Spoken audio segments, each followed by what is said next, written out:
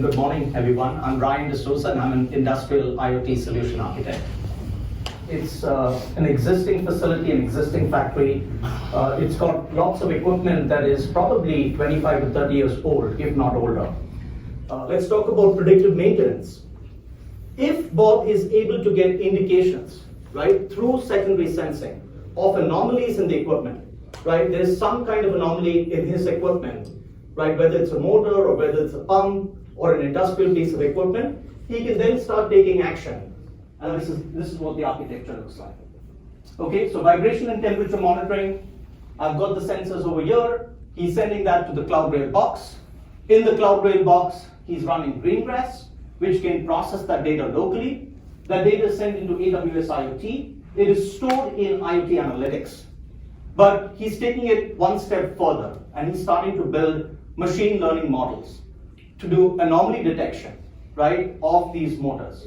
So with that, this is my demo setup. I've got a number of industrial sensors connected to an IO-Link master, connected to the CloudRail.Box, and sending that data into AWS IoT. This is the architecture.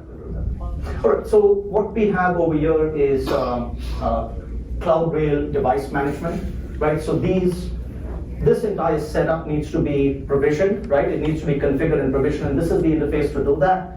What we're looking at over here is my VMware demo CloudRail.Box, which is the industrial gateway.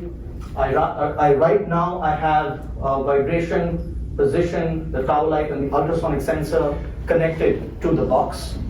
Okay, let's go ahead and set up a new connection. So if I go and set up a new connection, it takes a little time to update just because of the slow internet connection. And over here you can see that I've got vibration sensor, the tower light, the ultrasonic sensor, and the position sensor. So I do not have my temperature sensor connected to the platform right now, right? So I'm going to go ahead and connect this.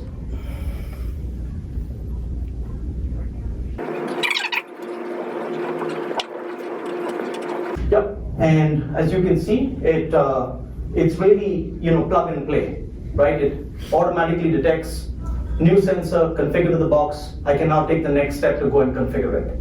Okay, so let's go ahead and configure it.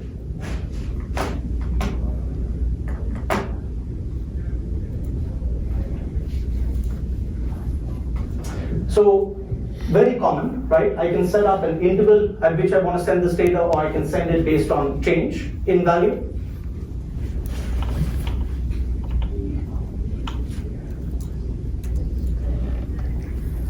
And I'm going to say every 2 seconds.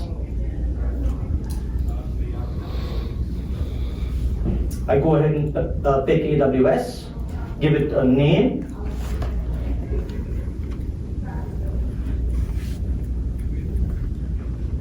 Let's say temperature 10. So you're showing us the interface for the CloudRail. Yes. Correct. So this isn't an AWS service necessarily, they're just a AWS partner. Yes. Correct. Is that configuration running on a server in the gateway, or is that running in the cloud for CloudRail? This is running in the cloud. All right, so I have gone ahead and configured it. It's really that simple, right? What has happened behind the scenes is that for this device to actually connect to AWS IoT, it needs a certificate, right? It needs a unique identity that can authenticate with the AWS IoT service. All that has happened behind the scenes in terms of getting the certificate, putting it onto the device, and establishing connectivity to AWS IoT. So last but not the least, it doesn't need to take months and years to get an IoT project going and to implement your first use case. It's a matter of days, it's a matter of weeks to get equipment and sensor data collected, right? So that you can start using that data in your industrial applications.